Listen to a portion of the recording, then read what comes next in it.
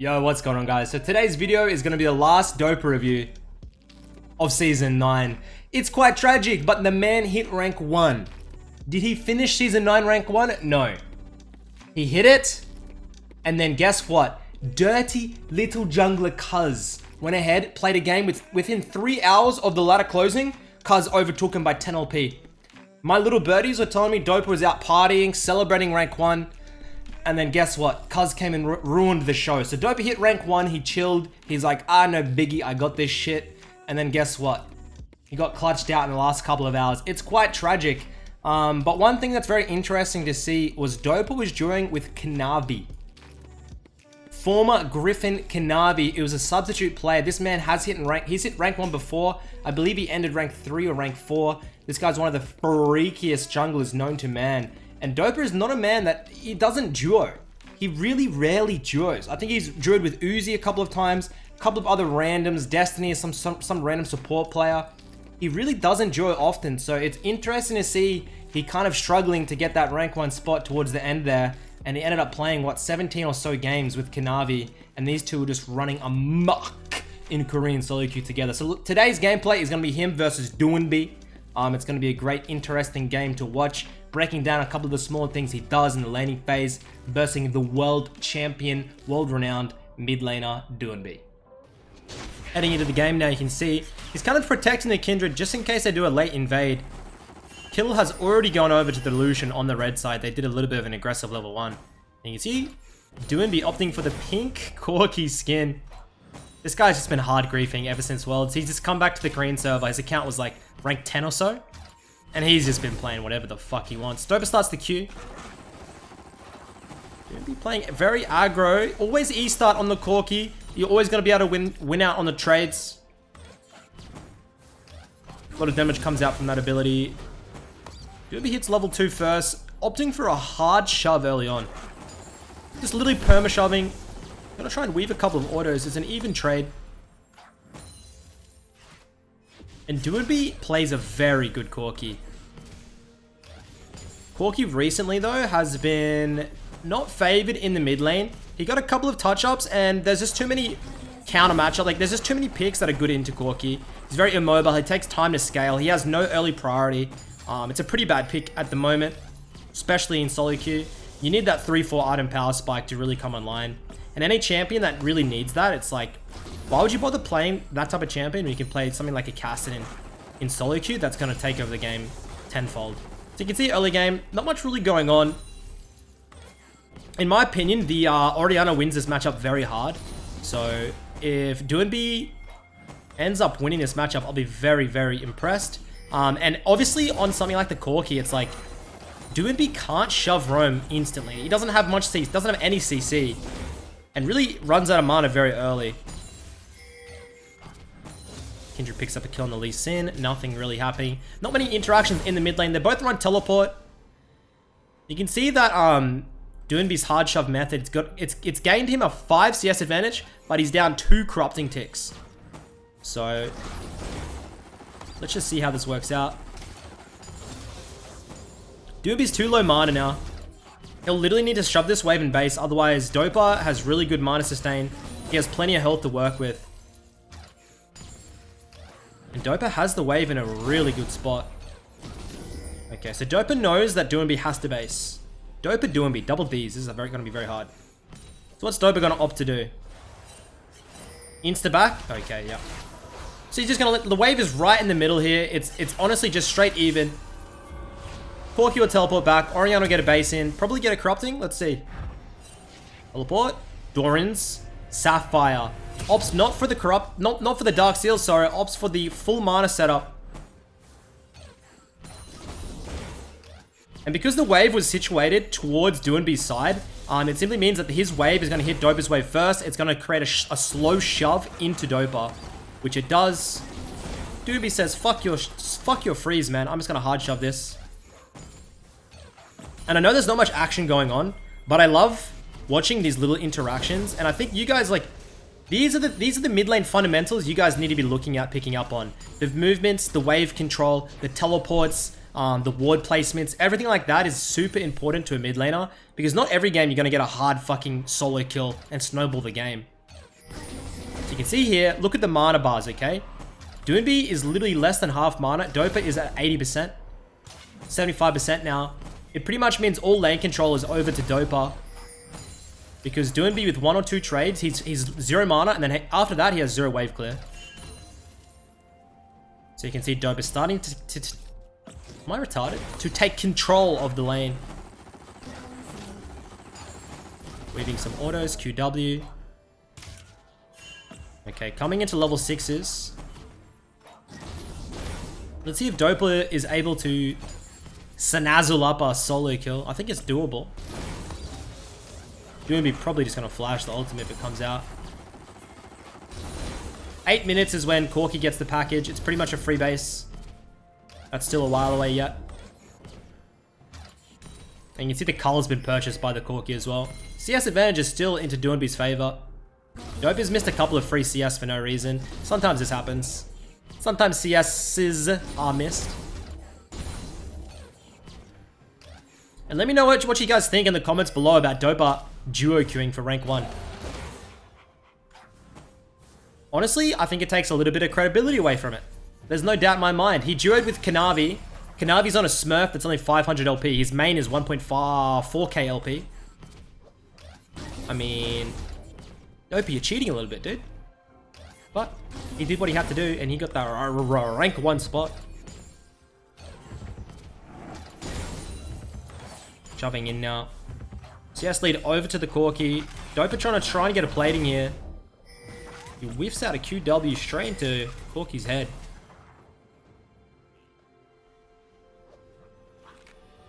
Okay, Corki has to base here. No teleport, no mana, no package. This is where Dopa creates his advantage. Finally, gonna be able to get a small advantage out. He's actually, you can see, he's summoned a spell swap to ignite. He knows he has a little bit of a lane advantage, so the ignite is just gonna be netting him some kill pressure now. Gotta grab a base in. Corki gets a pickaxe. What is he building with the pickaxe? You don't rush IE. Maybe, I've seen him go tier Corki before. But I always thought he was trolling a little bit. Because you remember a while back, Dopa was actually going tier on the Corki. We'll see. Dopa coming back to lane now. I'm going to shove out. Much lane interaction. The Corki has inside track to top side. Let's see if he can net anything from it.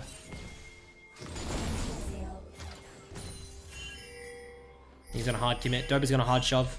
They should be able to get Kindred stack and Dragon from this topside roam. He'll get a kill onto the gangplank, but it won't mean anything. Kill over to the Corki on the gangplank. Dopa will pick up the platings. Hopefully Kindred can make something from this because they have complete mid priority here. Solution's going to move into the mid lane now. It's a little bit more efficient. I assume he'll try and swap back after the next wave. So Kindred's going to dive bot side, just like I said. There's always, if you see the enemy jungler top side doing something, you as a jungler should always be looking at either Drake bot side or bot side dive. Or if you cannot do that, just simply take all of their jungle on their red side. You need to be answering on the other side. Don't just be farming Gromp like all silver junglers do. Poking out this Lucian. Lucian has no sums. If Dopa gets the Q onto him, he insta ults.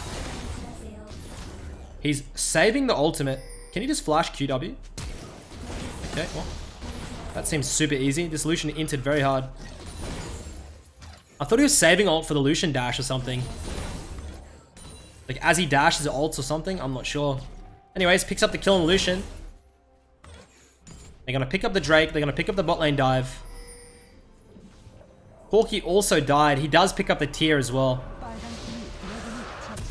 And Dopa now is in the driving seat. Soon to be purchased is Eludens. He plays a very aggressive Orianna. It's not passive, guys. He's always looking to weave autos and just be really annoying in laning phase. When I verse lower elo Orianna players, sometimes I'll just sit behind tower, bro, and just QW. Auto sometimes. A good Orianna is always, on every CS, they're moving in with a QW poke. Every CS, man, they're zoning with their balls. This is what a good Orianna does, and it's so strong at the moment.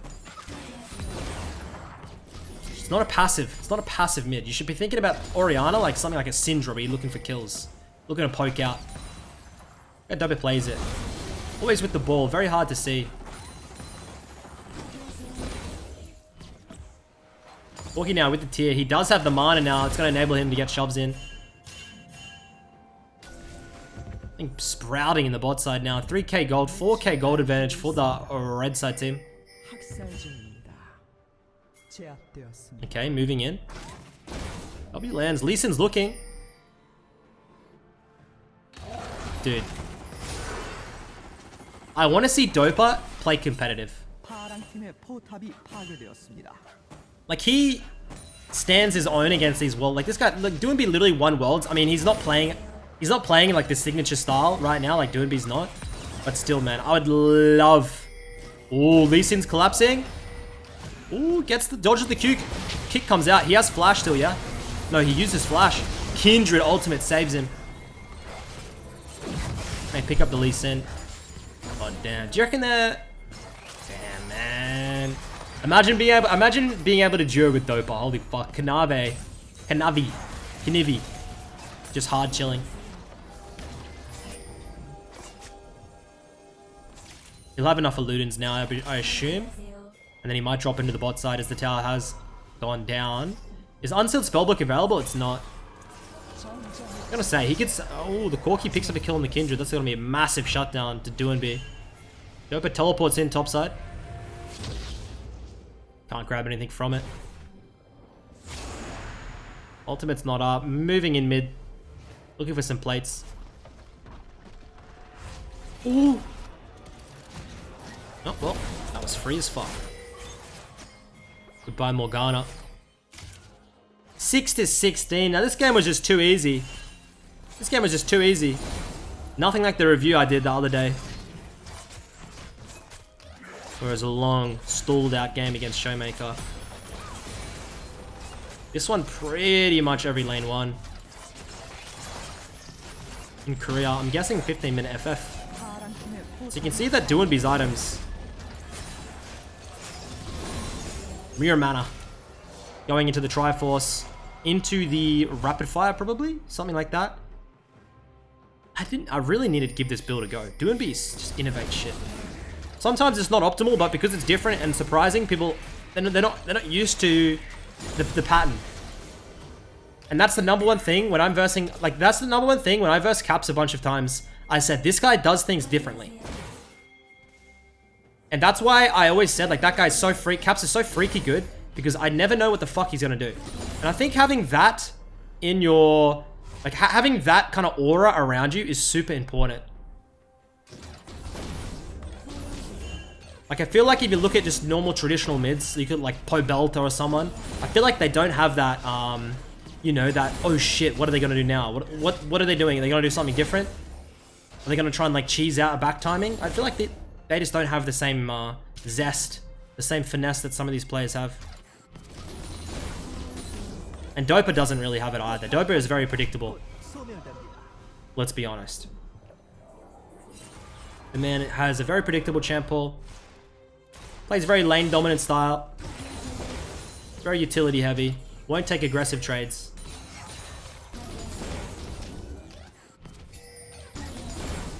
Looking for a 1v1. Lucian actually counters Orianna. But the Orianna's quite big. She has the Sorks. Base getting stopped. He's triggered. Dopa fuming. Lee Sin looking. Ooh, please look for it. Oh, yeah, he lands it. Looking. Pops the ult. Dopa has great Orianna ults. Gets the W. Says, I'm not risking it. My team's sieging in mid. I think our Unsealed Spellbook. Okay, he swaps to heal there. You can swap your summoners on base, guys. So if you need to get your teleport or something out when you're basing, do it. Don't do it when you've arrived in base. Save yourself time. Ludens picked up by the Orianna now. And this game is just going to be a complete shit show stomp. As soon as the team groups, they're going to get the Herald as well. And shit, man. Last day of Season 9. I'll be spamming the brand new season when it drops. The preseason, Season 10 preseason. Holy. I'm super excited. There's new lethality items. Spear of Sojourn was removed. Ah, man. Season 10 is going to be the best season. Mark my words. I don't know what I think about this, the bot and top lane little cove things, though. Like, if I want to like, TP, like, play Twisted Fate and Ultimate, it's gonna, do I have to, like, go extra distance? Like, it's gonna be kind of awkward to work everything out, but we'll see. We'll make it work. You can see Deft is 11 CS per minute. This DRX team, man. It's gonna be stacked as fuck. Roster moves are just happening as well. We saw today, Meteos picked up by 100 Thieves. Oceanic player Ryoma picked up by 100 Thieves. So Oceanic player Ryoma, he's a mid laner. I versed him in pro play a lot of times on stage. This guy, I've said for a long time, is the best mid in OS. He has mechanics that is very similar to someone like Rookie, someone like Cap, so I've versed all of them a lot of times. Ryoma's mechanics are on par with these players. It's just, he makes a lot of errors. And if you can fix that up in a gameplay, which he should, he's still pretty young, he has potential to be one of the best mids. But his mechanics are really good. Very good laner. And also, first ever Oceanic players playing in Europe in the LEC Destiny. It's a support player. Play with him as well, actually. He played on he was trying out for my pro team and we scrimmed with him a bit. He's very good at communications. Always shot calling, always saying what to do, always knowing the win condition, always staying calm. It's, if I were ever to build an Oceanic super team, I would have put Ryoma and Destiny on the same team always. So those are the two best players that are getting picked up as they're looking for, picks up the kill on Doinb. Doinb is just not giving it. Like, this game is a wrap. Mid lane's been pretty irrelevant. Dopa's had perfect control. Established small lane advantages. Nothing massive, nothing drastic. It's a pretty uninteresting matchup, Orianna versus Corki. It's a farm fest. And then whoever team plays well in the mid game and you position well, you're going to win. Picking up the win here. Shelly, let's hit the Nexus, eh? Shelly. Oh my days. Did you see the ultimate? Did you see the ultimate on that guy? I'm going to pick up the win here.